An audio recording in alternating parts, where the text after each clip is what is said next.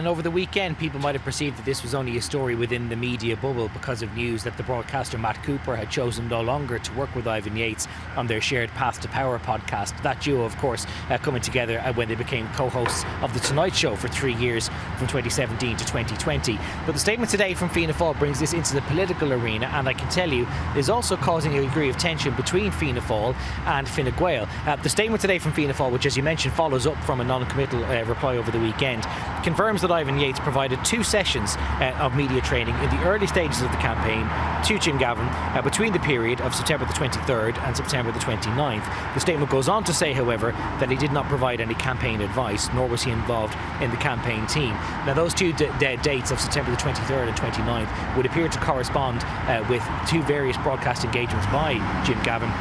On September the 24th, he had his first major interview of the campaign on RTE's radio drive time programme, and then on September the 29th, that was the date of the first televised debate of the campaign, which was here on The Tonight Show, again on Virgin Media 1.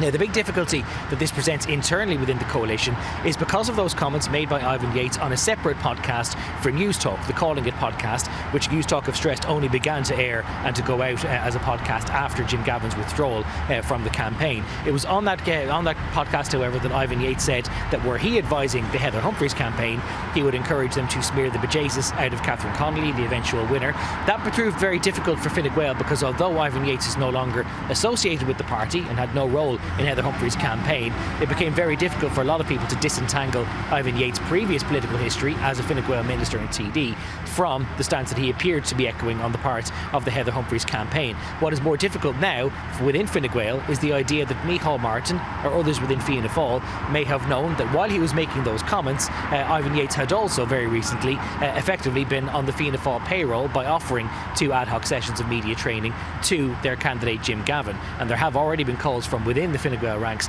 for Fianna Fáil to show a little bit more open disclosure about exactly who knew what and when about the extent of Micheál Martin of Ivan Yates' media training with Jim Gavin. Micheál Martin, for his point today, not choosing to comment when approached by reporters in County Cork about his extensive knowledge on this, but certainly many within Fine Gael a little uneasy about the political damage that they shipped as a result of Ivan Yates' comments, while Fianna Fáil did not at that time disclose that he had in fact been working for them.